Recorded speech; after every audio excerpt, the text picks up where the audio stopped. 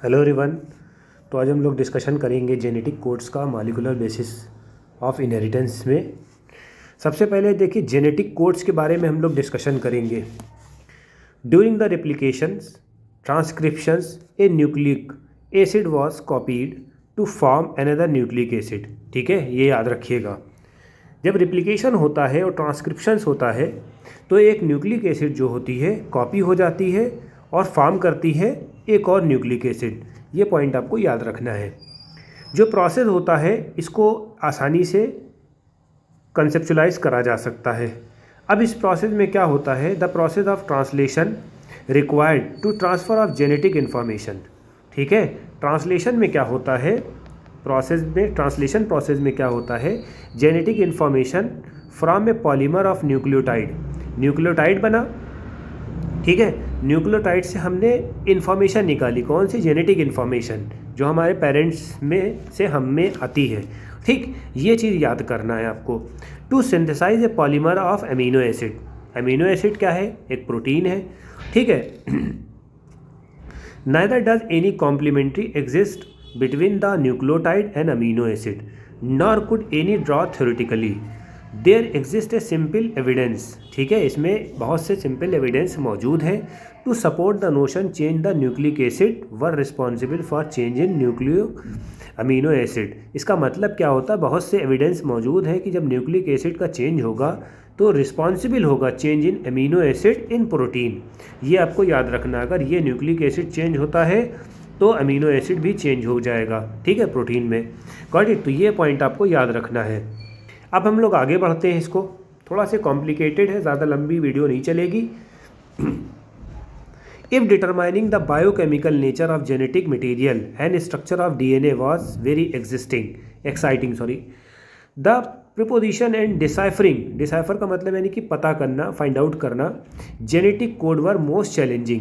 तो इस तरह से जो है बहुत ज़्यादा एक्साइटिंग हो गया कि किसी तरीके से हम लोग जेनेटिक कोड को पता करें चेंज करके।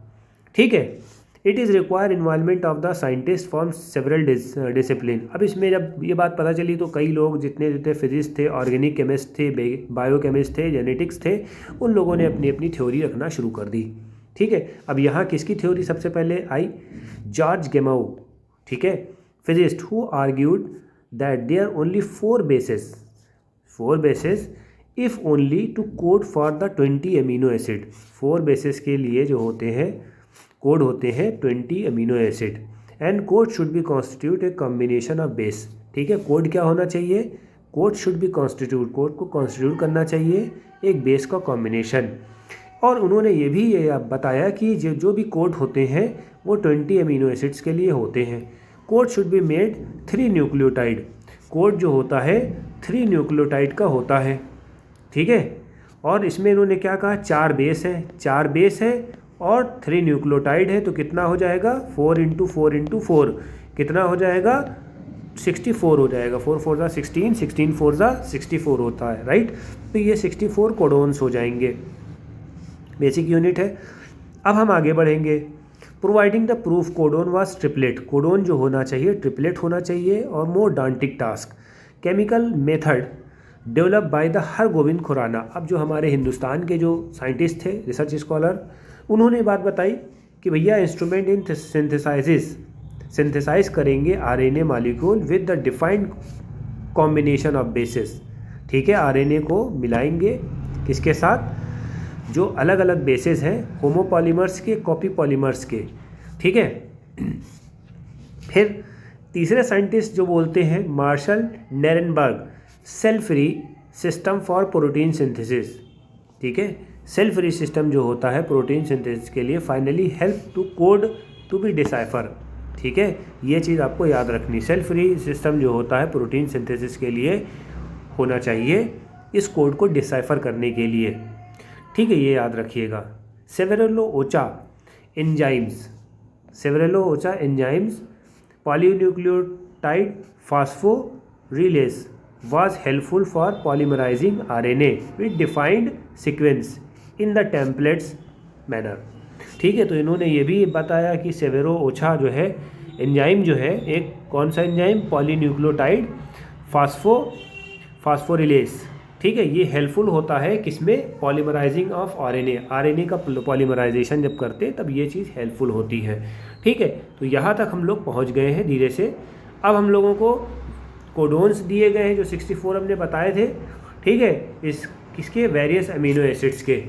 ठीक है, ये यूयू को कोड चलेगा, यूयूसी का कोड चलेगा, यूयूए का चलेगा, यूयूजी का चलेगा। यूरेसिल है, थायमिन है, एडिनाइन है, ग्यूनाइन है, ये सब इन्होंने दिया हुआ है। ठीक है, अब यहाँ पर पढ़ लेते हैं फीचर्स का कोड क्या होता है। कोडोन जो होता है ट्रिपलेट होते हैं, 61 codon code for amino acid, और 3 कोडोन जो होते हैं नहीं होता अमीनो एसिड में। ठीक है, तो they function as a stop codon. एक तो ये हो गया। Some amino acid are coded by the more than one codeine.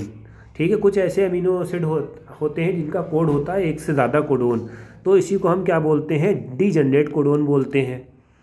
Codon is read, codon को रीड करा जाता है एमआरएनए में। It is a contiguous fashion. ठीक है, there is a no punctuation, इसमें पंक्चुएशन नहीं होता। देखिए सब लिखे हुए हैं, इसमें कोई पंक्चुएशन नहीं है।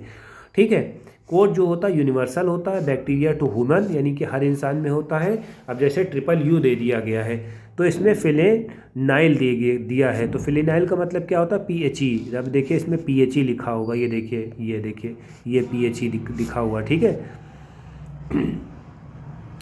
AUG has A dual function. ठीक है, AUG में डुअल फंक्शन होता है। इसका काम क्या होता है, इट्स कोड फॉर मेथियोनाइन। ठीक है, AUG का देखिए, AUG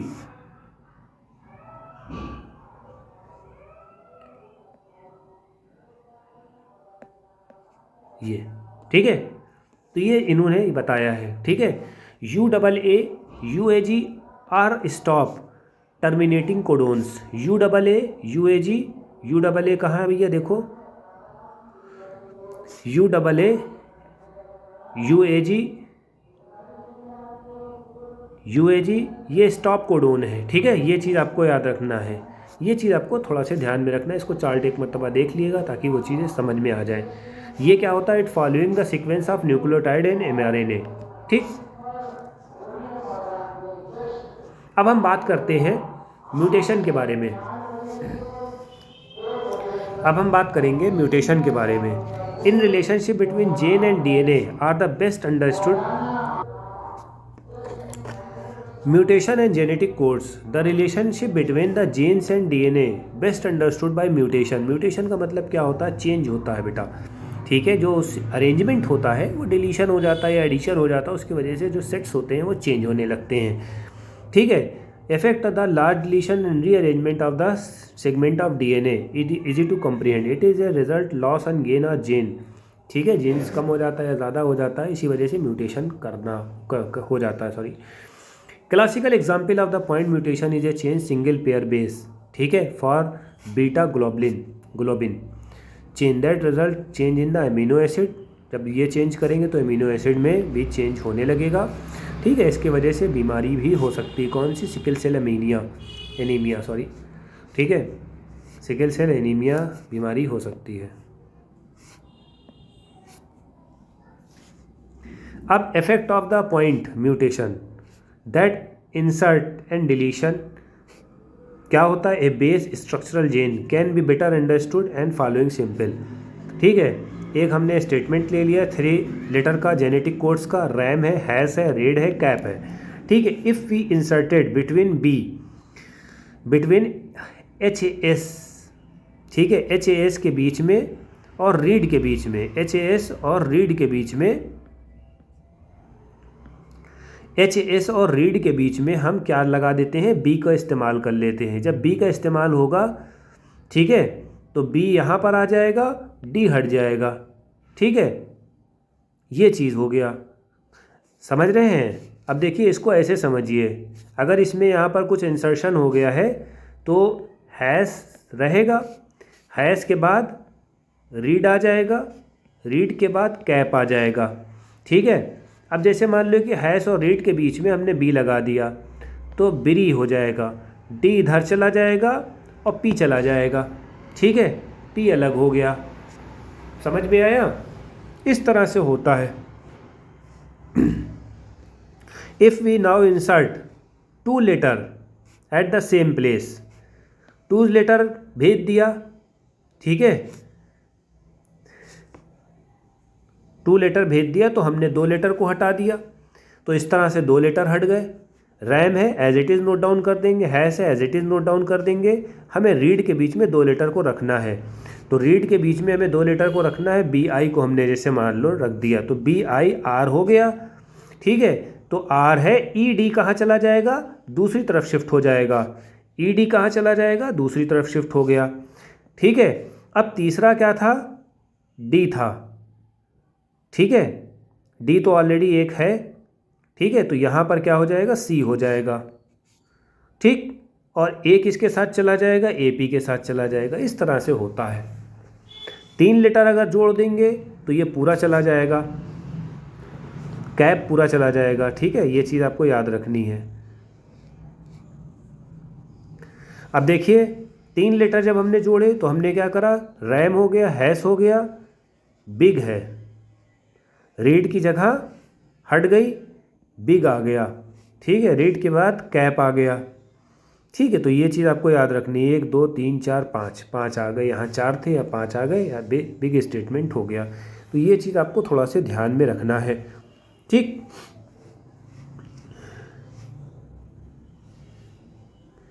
Conclusion from above exercise obvious. Insertion and deletion of the one more basis change the reading the frame of point of insertion and deletion. Such mutation refer to frame shift insertion, deletion insertion, mutation. Insertion or deletion 3 multiple bases of insertion and delete 1 multiple codon, hence multiple amino acids, ठीक है। अगर एक change हो गया तो उसका दूसरा भी असर पड़ेगा, ठीक है। तो ये आज का हमारा वीडियो जो है हो गया है कंप्लीट। तो हमारी वीडियो कैसी लगी, लाइक करें, कमेंट करें, ताकि हम और अच्छे से अच्छा कंटेंट आपके लिए रेडी करें। Thank you.